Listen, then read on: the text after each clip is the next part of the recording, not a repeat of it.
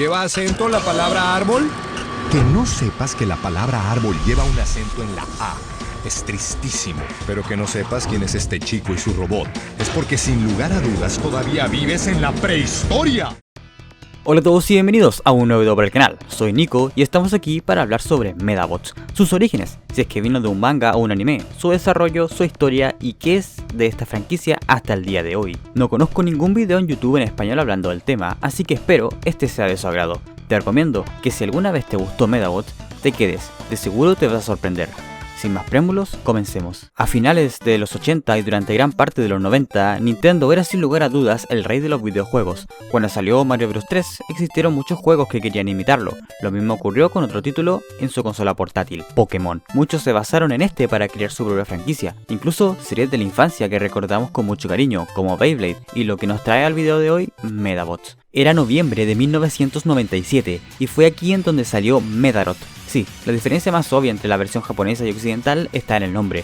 Sin embargo, lo que más llama la atención es que, al igual que la franquicia de los monstruos de bolsillo, son lanzadas dos versiones del mismo título, Medarot Kabuto Version y Medarot Kugagata Version. Básicamente, cambiaba tu Medabot inicial, el cual podía ser Metavi o Rokucho. Esto también se vio reflejado en la serie, haciendo que la historia del robot plateado sea que no tiene Meda Guerrero, pues técnicamente debería ser Iki. Pero aún hay más. El protagonista de los juegos no sería el chico que vimos en la serie, sino que Hikaru Agata, más conocido como Henry en la versión occidental. Y la historia nos contaría cómo fue que consiguió su primer Medabot y se convirtió en el mejor Meda Guerrero del mundo, utilizando su propio Metavi. Esto ya hace bastante tiempo atrás. Es por eso que en la serie se menciona reiteradas veces que el Medabot protagonista es un modelo bastante viejo. Es uno de esos antiguos tipo KBT. Ya es una antigüedad.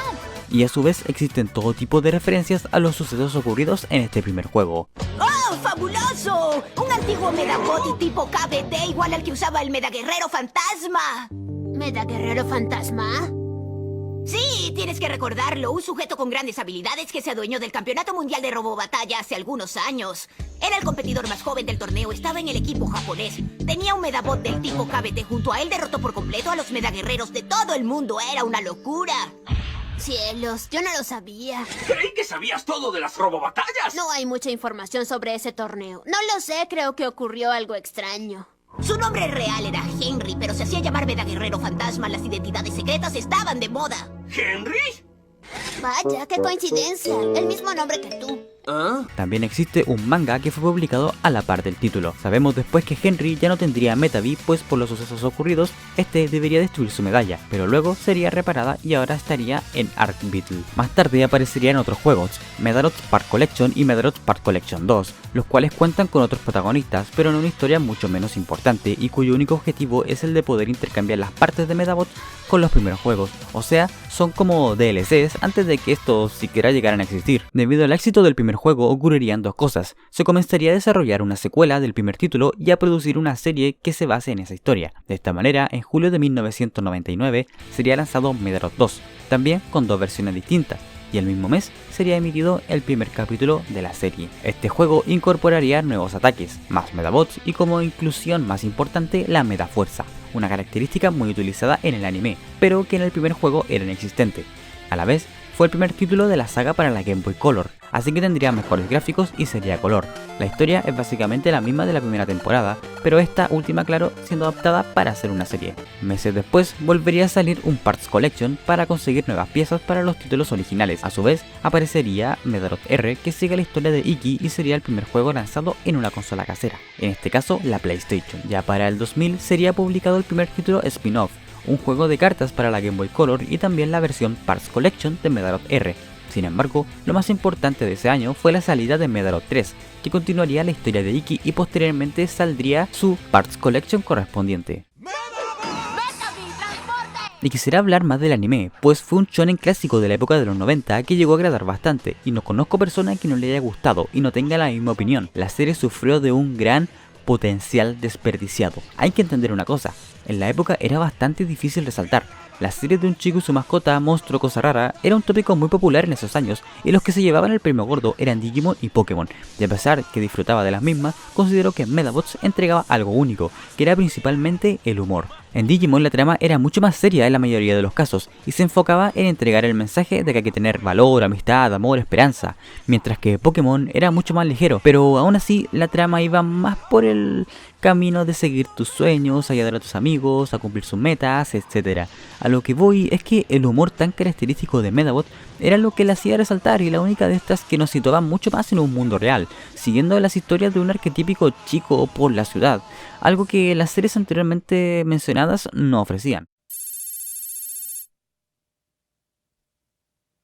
Y fue cuando llegó Medaroth Damacy o la segunda temporada que las cosas fueron en picada, ya que quitaron gran parte del humor de la misma y eliminaron sin razón alguna diversos personajes que eran sumamente carismáticos en la primera temporada. Tal es el caso de Koji, Karin, Henry y el peor de todos, el señor Referee. La serie se tornó mucho más madura y no critico eso, me siguió gustando, pero creo hablar por casi todos los fans de la misma que perdió una parte de su esencia.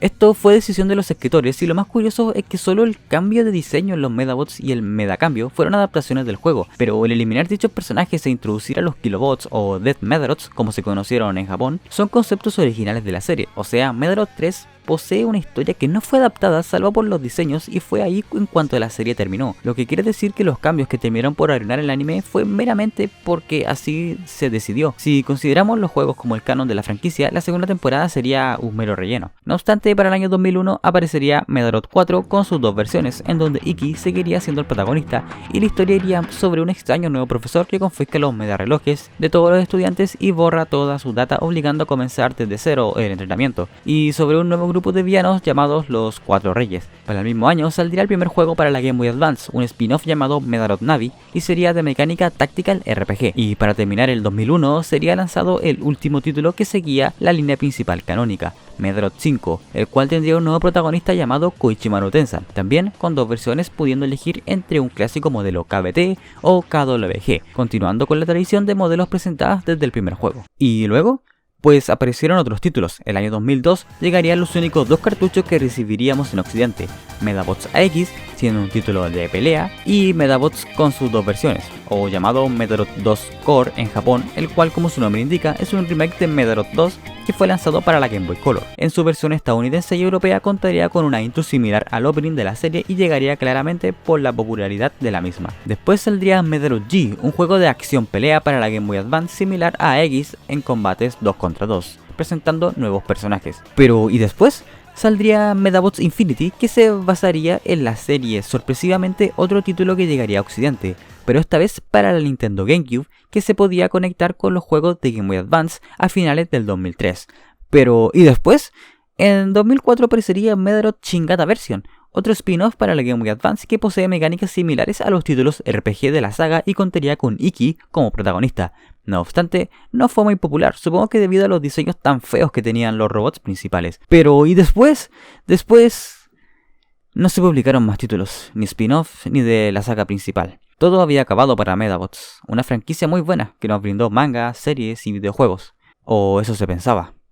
Porque 6 años después, el 2010, llegaría la sexta entrega, Medaroth DS, teniendo todos los elementos clásicos, RPG, consola portátil y las dos versiones con Metavi y Rekucho como caras de portada. La historia trata de aún más el futuro de los títulos anteriores, cuyo protagonista sería Azuma Amakura, y adivina qué, recibe su primer Medabot a manos de un joven trabajador de una tienda de piezas de robot, un tal Ikitenryu, el cual tomaría el rol del renegado fantasma y tendría al antiguo Metavi y Arc Beetle como sus compañeros. También aparecería Arika, que continúa siendo una reportera, y los villanos vuelven a ser los Rubber Robots. Medabots había renacido. En el 2012 sería publicado Medaroth 7, el cual curiosamente cuenta con el mismo protagonista del título anterior, pero no es una secuela, de hecho es un retcon. O sea, reiniciaron la historia de Medaroth 10 y utilizaron los mismos personajes pero hechos para la Nintendo 3DS, consola en la que aparecerían más títulos. Un año después aparece el primer spin-off, Medaroth Dual, con sus dos versiones. Este no sería RPG, sino que del género pelea arena, más similar a títulos como Dragon Ball Budokai. Y sería en 2014 cuando se lanza Medaroth 8, continuando la saga principal, en donde veríamos un nuevo protagonista, Salt. Y aunque el título siga siendo un RPG, la historia cambiaría bastante, siendo enfocada en que el personaje principal es un detective y debe resolver crímenes relacionados con los Medabots. Un año después llega Medaroth 9, con un nuevo protagonista llamado Tenma, también existiendo dos versiones pero con Medabots nuevos para el mismo. La trama va de que Metavi y Rokucho que conocemos esta vez serían villanos, dando un giro completamente a lo que ya conocíamos. Y eso es todo por ahora respecto a la saga principal. Saldría otro spin-off el 2016 llamado Medarod Gears Mission, que mecánicamente es parecido a Medarod Dual, pero cuya característica más llamativa es que todas las Medaguerreras son mujeres. Y sí, es bastante raro, bastante fanservice de por medio, pero bueno, es un spin-off. Para terminar el año 2017, llegarían a la misma Nintendo 3DS las dos versiones de Medarod Classics, un recopilatorio de los primeros 5 juegos de la saga principal que fueron lanzados hace tantos años en la Game Boy y Game Boy Color. Y hasta hace poco, el 28 de noviembre del 2018, se ha anunciado un nuevo proyecto para conmemorar el 20º aniversario de la franquicia, un juego para smartphones que vería la luz en 2019, y poco más. No se sabe de qué irá o si será relevante en la historia de la misma, pero de lo que sí estamos seguros es que esta aún sigue con vida y por ende siempre existirá la posibilidad de que vuelva. Esta vez, los saludos son para Amanda, Diego, Mati, Push Push, Júpiter, Jimmy, Kata, Carlos, Kriti y Paula. Y han sido 20 años ya en un solo video. Si te ha gustado y quieres ver más contenido de este estilo sobre qué ocurrió con otras franquicias, házmelo saber en la caja de comentarios. Dale like, suscríbete y comparte. Nos vemos en el siguiente. Adiós.